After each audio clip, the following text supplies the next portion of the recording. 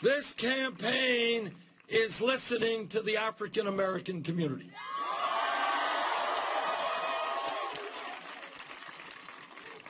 And the African American community is asking all of us, how does it happen that we can spend trillions of dollars on a war in Iraq we never, ever should have gotten into? No problem. We can bail out Wall Street. No problem. We can give tax breaks to billionaires. No problem. But somehow, when it comes to rebuilding inner cities in America, providing good education, good health care, affordable housing, somehow we seem not to have the money. And what this campaign is about is making it clear. Together, we are going to change our national priorities.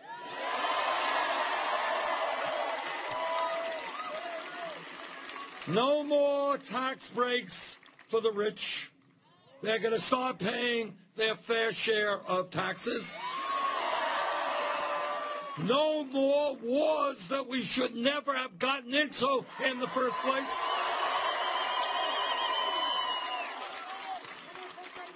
But yes, to rebuilding our inner cities, putting Americans to work, creating the kind of environment that our children require.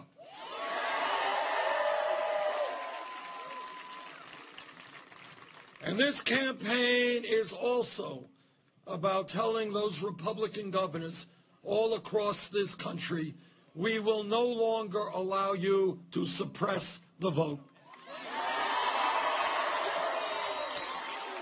People have fought too hard and too long for cowardly Republican governors to try to make it harder for people of color, for young people, for old people to participate in the political process. And I say to those cowardly Republican governors, if you don't have enough guts to participate in free and fair elections, get out of politics, get a new job.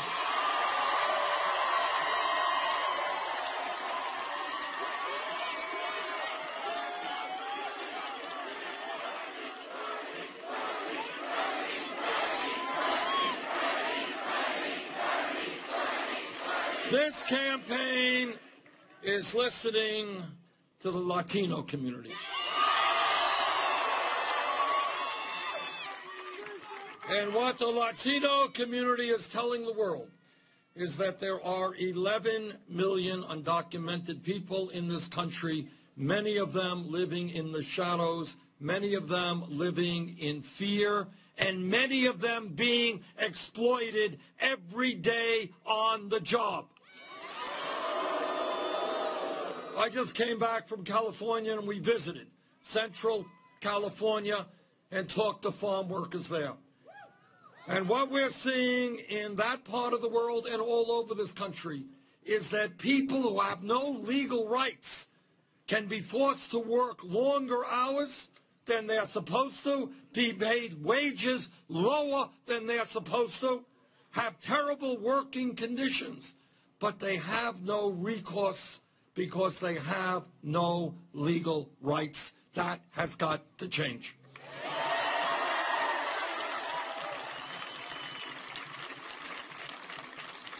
This Congress must own up to its responsibilities, end a broken immigration system, and move toward citizenship and comprehensive immigration reform.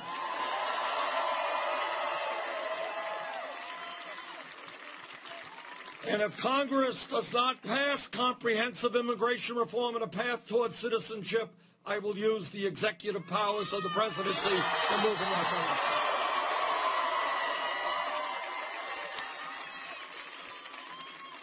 This campaign is listening to a people whose pain is almost never heard, and that is the Native American people. a people of great dignity. Now, here is a people who have been lied to, who have been cheated, who have signed treaties which have been abrogated from way before this country even became a country. And yet, despite all of that, we owe the Native American people a debt of gratitude that we can never fully repay. If you think about the best parts of our culture, much of it comes from the first Americans. Think for a moment. Think about the lessons that they have taught us. And maybe this is the most profound lesson. And that is that as human beings, we are part of nature.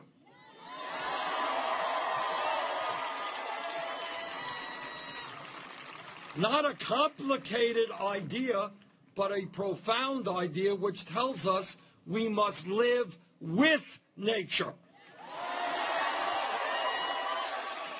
And as we can see increasingly every day, if we continue to destroy nature, we are destroying the human species. And yet, despite all of the wisdom the Native American people have given us on their reservations and in their communities all across this country, unemployment and poverty sky high, access to decent education and health care abysmally low. Our job is to totally transform our relationship to the Native American people, and that is what I intend to do if elected president.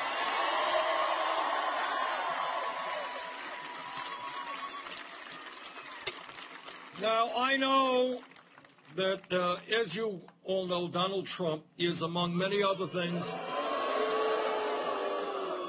So you didn't know that Donald Trump, among his many other attributes, is an extraordinarily brilliant scientist. You didn't know. He doesn't like to brag because he's a modest guy. And he has studied climate change for decades. And after exhaustive study, he has come to the conclusion that climate change is a hoax.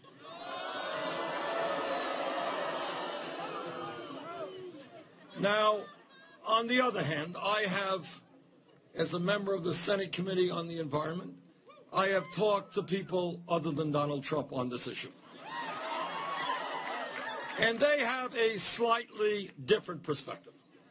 They believe, A, climate change is very real. B, climate change is caused by human activity. And C, climate change is already doing devastating harm in our country and countries all over the world. And this is what they tell us. And this is scary stuff, but we had better listen. What they tell us is if we do not get our act together in a short window of opportunity, a bad situation will become much worse. And that means more drought, more floods, more extreme weather disturbances, more acidification of the ocean, more rising sea levels. And you know what else it means? It means that there will be more international conflict as countries and people fight for limited natural resources.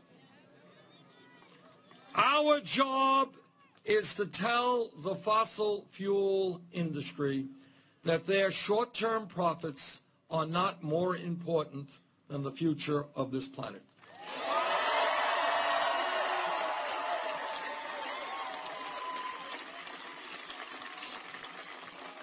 We have a moral responsibility. You know who we are? We are the custodians of this planet. And guess what? Ain't another planet. This is it. Destroy this one. Our children and our grandchildren have nowhere else to go. So I believe that we have a moral responsibility to transform our energy system away from fossil fuel to energy efficiency and sustainable energy.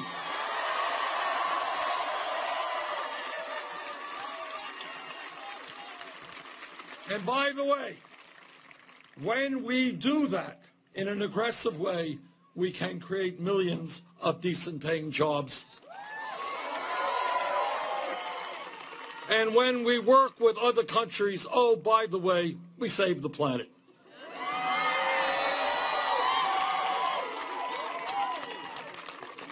What this campaign is asking people time and again in different ways to think outside of the box. Don't accept the analysis or the options that the corporate media gives you or that Congress gives you. You know, the options are not, should we have a great debate on whether we cut nutrition programs for children or whether we cut education. Those are our options. What do you think? We reject those options.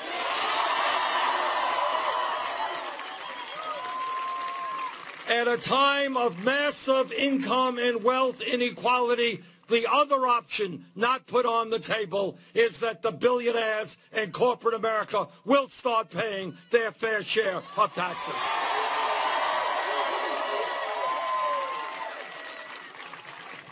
And what this campaign is about, whether it's education, I mentioned free tuition at public colleges and universities. Do all of you know that that already exists in Germany? It exists in Scandinavia. This is not a radical idea.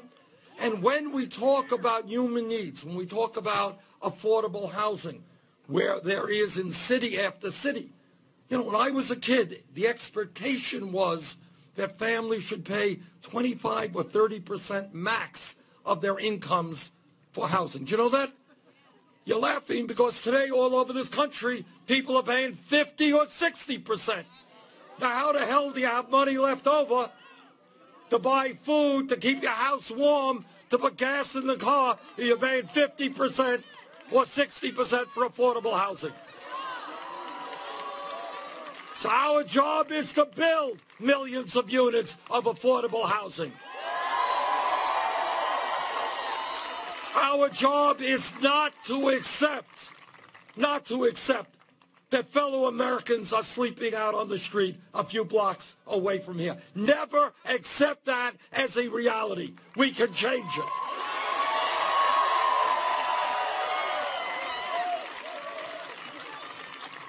And when we talk about human needs, it's affordable housing, it is education, it is decent and affordable nutrition, but it is also something else where we are way behind other countries, not discussed very much in media, but all of you know or should know. The United States is the only major country on earth not to guarantee health care to all people as a right. Only major country.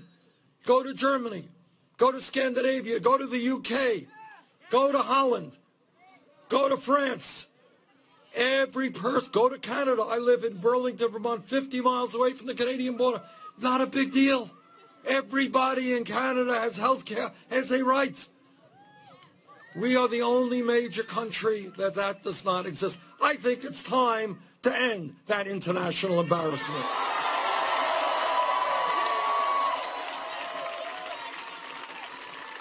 So I've been criticized for saying this, so let me say it again. In my view, health care is a human right, not a privilege.